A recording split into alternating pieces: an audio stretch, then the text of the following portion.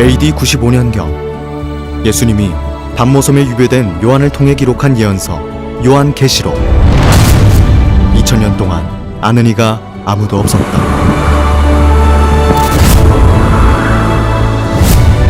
그런데 서울 가까이 있으면서도 오지로 불리던 청계사나 막계리에서 1966년 요한계시록의 예언이 드디어 성취되기 시작한다. 토라, 백일 양육 토라 이 말이야. 이거 바로 그 역사의 현장이야.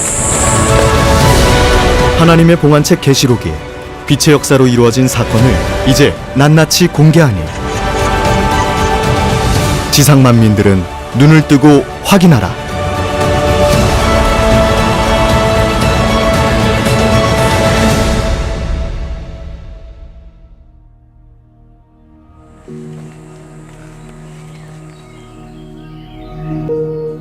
계시록 사건의 시작은 7사자의 출현에서부터였다. 장소는 과천 소재 청계사나 막계리였다. 지금 여기 서 있는 곳이 참 기가 막힌 곳이고 의미심장한 곳입니다. 청계산 옥녀봉 자락에 지금 이제 우리가 서 있습니다. 자, 서 있는 이곳이 어떤 곳인가? 지금으로부터 약 54년 전에 이곳에는 하나님의 역사가 시작이 됐다. 이렇게 먼저 운을 떼고 싶습니다. 세인하지라는 말이 있듯이 이 말을 누가 알아듣고 누가 믿을까 하는 생각이 들지만은 이것은 분명한 사실이고 역사이고 실상이기 때문에 증거를 하는 것입니다. 계시록은 비밀이었다. 아무도 그들이 계시록 2, 3장에 예언된 7사자인지 알지 못했다. 그들 자신마저도 말이다. 7사자의 이야기는 1966년 7사자의 출현 1년 전 호생기도원에서부터 출발한다.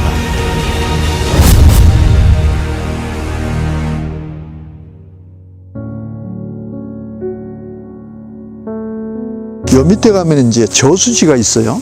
그 저수지 윗자락에 보면은 1965년도쯤에 호생기도원이라고 하는 기도원이 있었어요. 인도하던 사람은 김라는 사람이었고, 거기에 어떤 부정을 보고 이 신이라는 사람은 기도원에 모여 있던 8명을 데리고 하산을 하게 됩니다. 그 당시 유라는 사람이 있었어요. 지금은 과천시잖아요. 그때는 시흥군 과천면 하리, 지금은 사거리지만은 옛날에는 삼거리였어요. 거기가 바로 유 씨가 살던 집인데 이 8명이 다락방 모임을 하고 있을 때 하늘로부터 계시를 받게 됩니다. 청계산 자락 여기에 올라와서 100일 동안 양육을 받으라 라는 그 내용이 되지요. 그래서 여기에 올라온 양육터가 우리가 보고 있는 저 바위와 함께 된 바로 저곳입니다. 유씨를 따라 이제는 올라오게 되는 거죠. 올라오게 된 사람이 8명입니다. 그 8명의 이름이 바로 또 유씨의 아들 유가 있어요. 김, 정, 백, 김, 신 아들 또 신 8명이 올라와서 바로 이 바위에 초막을 짓고 이 안에서 100일 동안 이제 양육을 받게 되는 겁니다. 1966년 2월 17일부터 5월 27일까지, 그래서 54년 전 여기에서 하나님으로부터 계시를 받고, 사실은 이제 7명인데 한 사람이 또 포함돼서 8명이라고 하는데, 이 사람들을 통해서 하나님의 역사가 바로 이곳에서 시작이 됐다.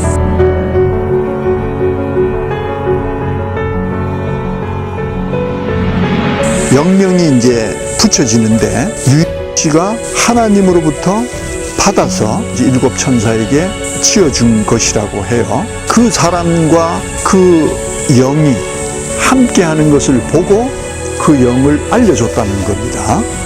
유씨는 한반이에이고 그 아들 유기는 삼손, 김가 미카엘이고 정가 사무엘, 그 다음에 김가 디라, 은 솔로몬, 아버지 신 모세 장로라 그랬어요. 장로. 그 아들 심리는 여호수아였고, 이러한 각자의 이제 영명을 갖고 이 역사의 시작을 하게 된다. 그 여기서 이제 올라왔을 때 저쪽 방향에서 하늘에서 음성이 들리기 시작한 겁니다.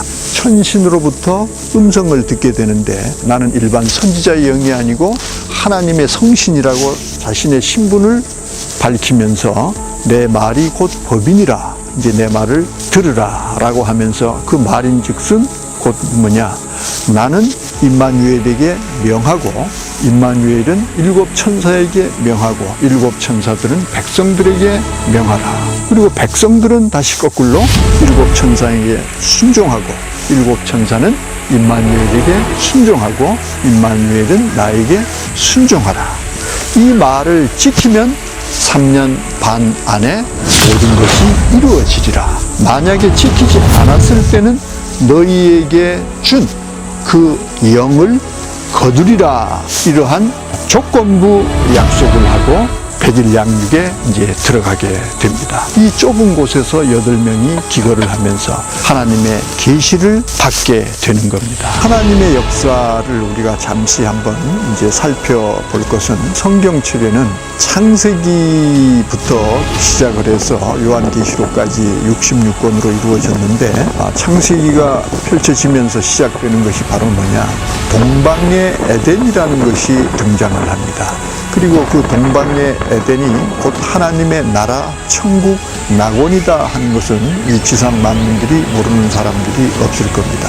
동방의 에덴의 역사가 시작되자마자 아담의 범죄로 인해서 하나님의 나라가 사단에게, 뱀에게 빼앗기고 말았던 그 역사를 하나님은 6,000년 동안 회복하는 일을 이어왔다는 사실에 우리는 주목을 해야 되고, 하나님께서 시대마다 언약을 하고, 언약한 백성이 배반하고 부패하고 범죄하고 멸망을 받는 이러한 하나님의 역사가 계속 반복이 돼 왔었던 것입니다. 이 역사가 바로 뭐냐, 창조와 재창조의 역사라는 거예요. 창조했지만 뭔가 잘못됐으니까 하나님은 다시 창조할 수밖에 없었다, 그 말이거든. 그렇게 창조와 재창조를 반복해 왔지만은 죄가 들어온 이 세상은 하나님의 뜻 안으로 들어오지를 않았던 거예요. 그래서 범죄한 아담의 유전자로서는 더 이상 기대할 게 없어서 새일 창조라고 하는 것처럼 예수님을 통해서 새로운 시대를 약속을 했으니, 그것이 바로 예수님을 통한 초림과 재림의 이 역사다. 초림으로 오신 예수님은 씨를 뿌리러 오셨고 다시 오실 것을 약속을 했단 말이지. 다시 오실 때는 추수하고 인쳐서 하나님의 나라를 창조하시겠다 하는 것이 하나님의 계획이라는 거지. 그래서 믿을 신, 앙망할 앙, 그 약속이 약속대로 이루어질 것을 믿고 신앙을 하는 것이 바로 신앙인들의 자세가 되는 거지. 하나님의 역사를 완성짓는 이 마지막 때에 하나님이 그 역사를 완성하는 그 순간에도 역시 뭐예요? 예수님을 통해서 새 언약한 것이, 즉 이것은 계시록의 사건을 두고 하는 말이거든. 이 역사가 어떻게 이루어지냐 하면은 바로 창조와 재창조의 순리에 의해서. 데살로니가 후서에서는 예수님이 다시 올 때 그 믿는 모든 사람들이 그 앞에 모임에 관하여 하시더니, 이렇게 저렇게 누가 말해도 영으로나 편지로나 말로나 미혹을 한다 해도 그 말을 쉬동심하지 말고 듣지 말으라는 거지. 반드시 어떠한 순리로 온다는 거예요. 배도하는 일이 있고 멸망하는 일이 있고, 멸망을 당하니까 구원자 예수님이 오신다는 얘기가. 다시 오실 때 있어지는 모든 일들은 비밀이므로, 어디에 이 비밀이 기록이 됐냐 봤더니만 제자 사도 요한이 예수님을 증거하다가 반모섬에 유배돼 있을 때 사도 요한에게 환상으로 미리 이 말씀을 예언을 해 놓으신 내용이 바로 뭐냐, 요한 계시록이라는 거예요. 계시록은 새 언약이고, 예수님이 다시 오실 때 하나님이 예수님을 통해서 마지막 역사를 완성짓는 그 내용이 일목요연하게 하나의 사건으로 예언되어 있는 것이 바로 요한 계시록이다. 요한 계시록은 핵심이 뭐냐, 배도와 멸망과 구원의 비밀이 담겨져 있다는 것. 이 마지막 역사가 그럼 어떻게 이루어지는가 봤더니만 창조와 재창조의 순리에 의해서 시작이 돼서 끝이 난다는 거지. 초림 때 빛이신 예수님이 오시기 전에 세례 요한이 먼저 와서 길을 예비하는 등불의 역사를 했던 것처럼 재림 때도 약속의 목자가 빛의 역사를 하기 전에 7 사자가 먼저 길을 예비하는 등불의 역사를 한 것이다. 칠흑 같은 밤중에 하나님의 이 빛의 말씀이 7 사자를 통해서 7명을 통해서 이 땅에 역사하기, 비춰지기 시작하는 그런 역사다. 이것을 우리는 간과히 여겨서는 안 되고 그러한 역사가 여기서 이제 시작이 됐다는 거예요. 그런데 이 역사가 이제 시작된과 동시에 아침이 밝아오면 등불을 끄는 이치처럼 일시 동안 비추던 등불은 꺼져갔다. 하나님과 피로 언약했던 7명은 얼마 되지 않아 부패해져 배도의 길을 걷게 된다.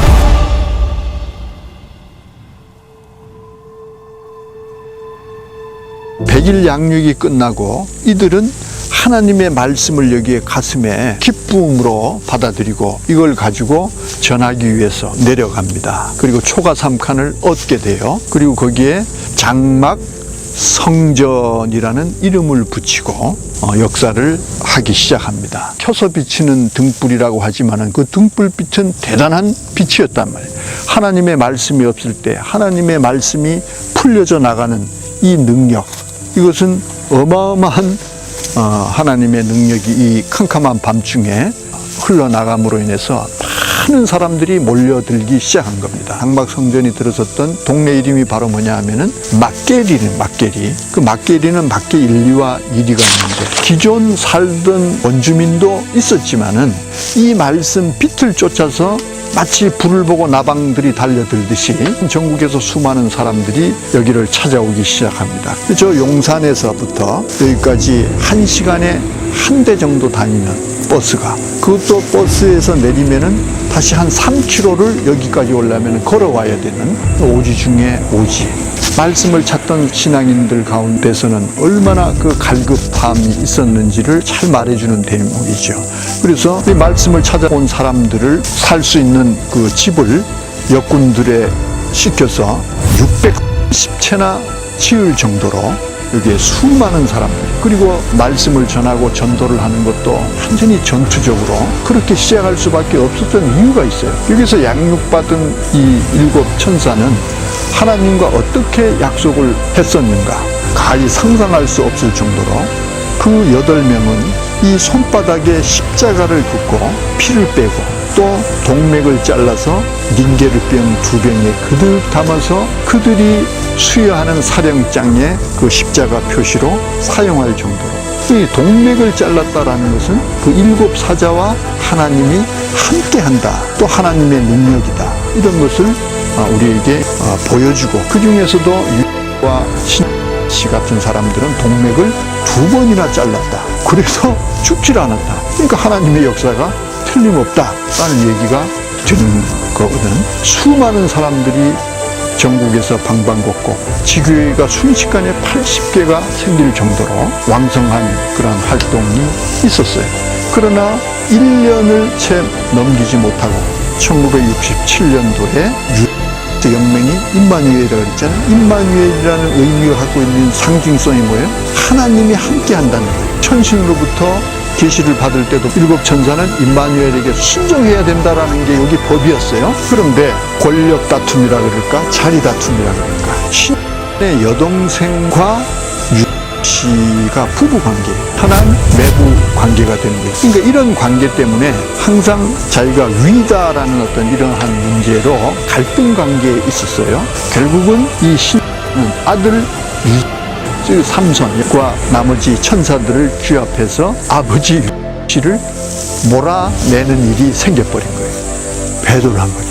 을 몰아낸 거잖아. 그렇게 동맥을 잘려가면서 하나님과 언약한 그들이 1년을 채 넘기지 못하고 하나님을 등져버리는 그러한 역사가 시작했어요.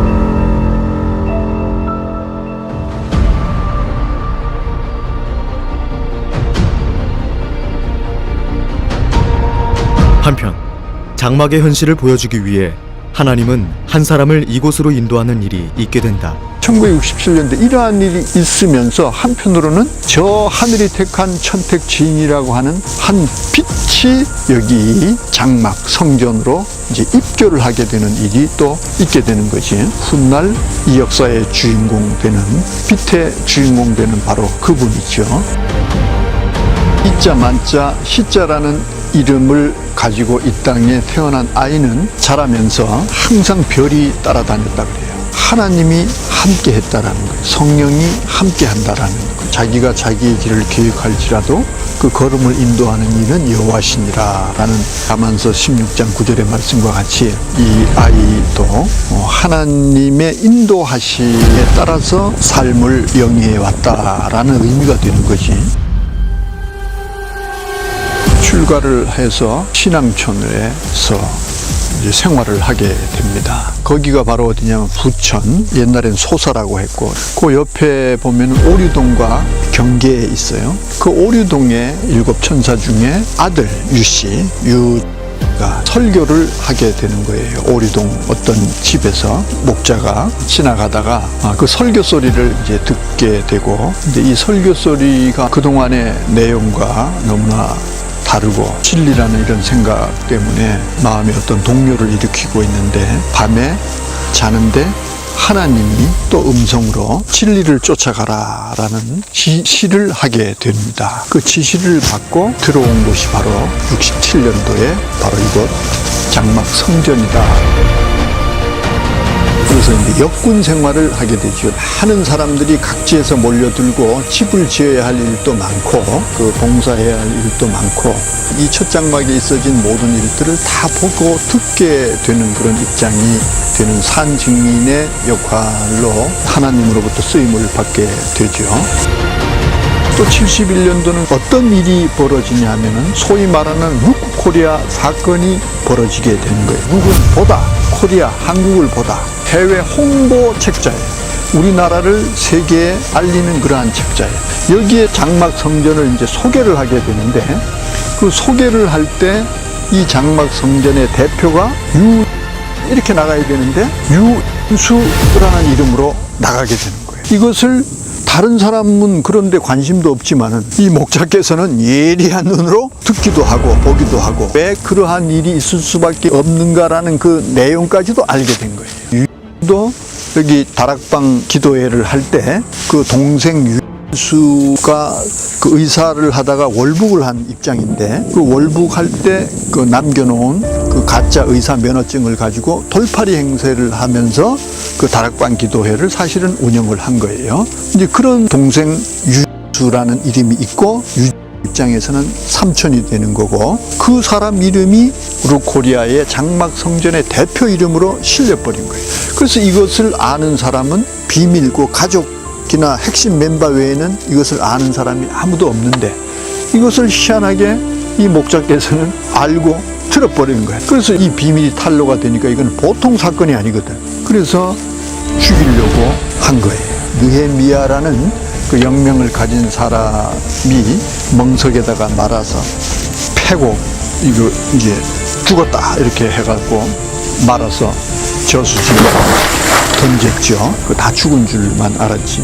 근데 살아나셨고, 그리고 또 집에 계실 때 호롱불을 켜놓고 있는 집이었는데 거기에 또 깡패들을 시켜서 칼을 들고 이제 죽이려고 이제 왔어요. 근데 그게 이제 달빛인가에 거의 보이니까 벽에다가 베개를 이렇게 기대고 벽에 기대고 있다가 그 상황을 딱 감을 잡고 들어오기 직전에 베개를 꺼내가지고 그 호롱불을 집어 던지니까 어두워져 버린 거지. 틈을 타서 쪽문으로 빠져나가서 어디로 갑니다. 71년도에 낙향을 하시게 되는 겁니다. 그러다가 이제 1969년 무슨 날이냐 하면은 천신으로부터 약속을 한 바로 그 약속이 끝나는 그 날이 되는 겁니다. 그런데 그 약속이 이루어질 리가 있을까요? 생수의 근원이 되는 임마누엘을 내쫓았어요. 지금 뭐예요? 배도를 한 거예요, 배도. 임마누엘을 배도를 한 게 아니라 하나님을 배도를 한 거예요. 그래서 이제 일곱 사자가 결국은 모든 것이 다 틀렸구나 해갖고 세상 길을 이제 걷게 되고 이제는 돈을 모으는 일밖에는 없다.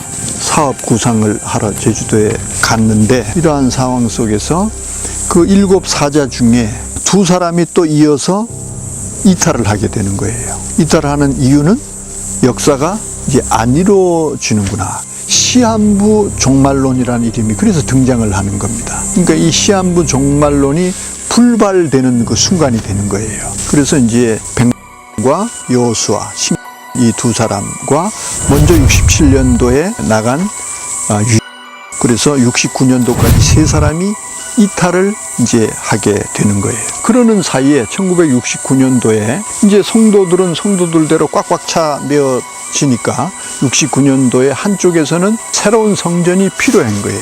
그래서 새 성전을 건축에 들어갔고 71년도에 이제 신건축이 이제 완성이 되게 되는 거죠.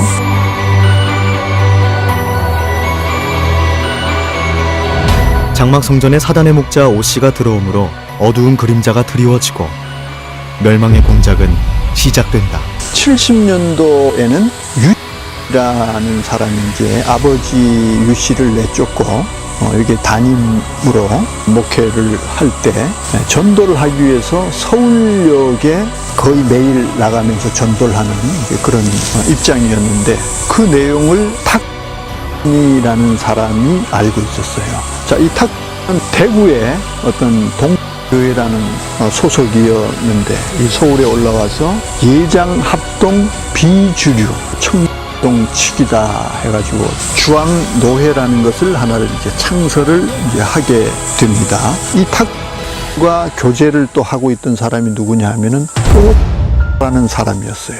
이 사람은 독일에서 공부를 하고 또 천주교인으로 있다가 한국에 와서 이제 장로교로 개종을 한 이제 그런 입장에 있던 사람이에요. 장막 성전에 대한 어떤 그 뭐 위상이랄까 말씀이 여기서 나오고 관심의 대상이었어요. 그 눈여겨 보고 있던 이 탁가 유과 관계를 짓기 위해서 씨를 만나게 하게 됩니다. 그래서 서울역 모 다방에서 이 유와 는 만나게 되고 그때부터 교제를 또 두 사람은 이제 하게 됩니다. 그러다가 1975년도에 전도사라는 직함을 가지고 장막 성전에 입교를 하게 되는 거예요. 그 75년도가 있기 위해서 70년도부터 그런 미팅 만남이 있었다라는 얘기. 오 씨와 탁의 계획에 따라 꾀임에 빠져서 유는 이제 오 씨를 장막 성전에 들어오게 한 꼴이 되는 거고 들어가게 되는 상황을 성경적으로 우리가 조금 분석을 해보면은 초림 때 니골라라고 하는 사람이 이방 니골라인데 유대교에 입교했다가 예수교에 들어온 거와 같이 그러나 들어왔다가 당을 짓고 하나님 역사를 회방하는 그러한 인물이 바로 니골라라는 인물이었거든. 그 사람과 같은 입장에서 오씨라는 사람은 입교를 하게 되는 거예요. 하나님께서는 아직까지 봐줄 여유가 있었는데 이제 이 오씨를 장막 성전에 끌어들임으로 인해서 이제 중요한 사건이 예비된다. 니골라 입장에서 온 이 오씨라는 사람은 결론적으로 말하면 사단이 함께하는 사람이라는 거지. 계시록 안에다가 그 사람을 발람이다, 니골라다, 하늘에서 떨어진 별이다 여러 가지로 이제 표현을 해놨다. 호세아 10장 10절에 너희가 두 가지 죄에 걸리면은 친다. 예레미야 2장 13절에 가보니까 두 가지 죄를 뭐라고 했느냐. 이마누엘을 먹은 것이 한 가지 죄에 이미 걸렸어. 하나 아직 남아있는데 웅덩이를 팠다는 거예요. 그들이 어떤 웅덩이인가 봤더니만 터진 웅덩이. 웅덩이는 물을 고우는 곳인데 터져버렸으니까 고와지지 않아. 이게 무적행이라는 얘기예요. 밑이 없다라는 거거든. 그러니까 아무리 부어도 밑 빠진 독에 물 붓기요. 그러니까 무적행은 뭐예요? 따로 사단을 얘기하는 거거든. 그들의 사단의 교리, 사단과 함께 할 역사가 지금 펼쳐지기 일보 직전에 있는 거예요. 75년도에 이 상황 자체가. 아니나 다를까 이제 이 오씨가 들어와서 슬슬 개혁 작업을 만리에 이제 해오는 거예요. 계시록 사건의 출연 인물은 영이신 예수님, 일곱 사자, 니골라당, 세요한 순으로 나타난다. 하나님은 선민이 멸망당할 때 한 사람을 택해 구원의 역사를 시작하신다. 낙향했던 목자는 어느 날 구름 속에서 오시는 영인 예수님을 만나 다시 과천 장막성전에 오게 된다. 예수님께 택함받고 지시를 받아 배도한 7사자에게 처한 현실을 알리고 회개하라는 예수님의 대언의 편지를 보낸다. 하나님 나라가 이제 끝을 향해서 가고 있고 부패가 무르익는 이런 상황 속에서 하나님은 어떤 일을 이제 행하시는가. 71년도에 루코리아 사건을 통해서 낙향한 목자 새 요한, 77년도 늦 가을이 되는데 장막성전에서 함께 할 때 친분이 있던 사람이 여기에 이제 어떤 불만을 가지고 제주도에 가 있다라는 말씀을 듣고 제주도를 친구를 만나러 갔다가 고향으로 들어오는 어귀에서 현리 다리 위에서 하나님이 휘어지듯이 그냥 뚫고 오는 모습을 보게 되고 아 저분은 틀림없이 하나님이다 라는 생각을 하고 엎드려지는 대목이 바로 계시록 1장 17절의 그 내용이 나오는 겁니다. 내가 볼 때 그 발 앞에 엎드러져 죽은 자 같이 되네. 그가 그 오른손을 내게 얹고 두려워 말라. 나는 처음이요 나중이니 곧 산자라 내가 전에 죽었소노라. 하나님이 또 예수님이 이 목자를 택하는 바로 그 장면이 되는 거예요. 분명히 지금 있는 곳은 청도의 모습인데 이제 장면을 바꿔서 여기 장막성전의 현실을 보여주는 거예요. 여기가 이제 뭔가 잘못돼 가는 그 상황을 알려주고 가라 지시를 하는 거예요. 아담 세계가 범죄했을 때 의로운 한 사람 노아를 택해 역사하셨던 것처럼 한 시대가 잘못됐을 때 충성되고 진실한 한 사람 천택지인을 택하신 것이다. 그래서 77년도에 여기 오게 되는 겁니다. 올라와서 이제 인도권으로 이사를 와서 거주를 하게 됩니다. 그리고 79년도에 부패하고 타락한 장막성전의 7사자들에게 이제 편지를 하게 되는 내용. 예수님이 보여주고 들려준 계시록에 이 진행된 모든 사건을 이제 알려주는 역할을 하게 되는 거지. 편지를 해도 회개를 요구해도 회개를 하지 않았다고 돼 있잖아요. 회개를 하질 않습니다. 그럼에도 장막성전은 결국 멸망자들에게 완전히 침노당하는 상황에 처해지고 마는데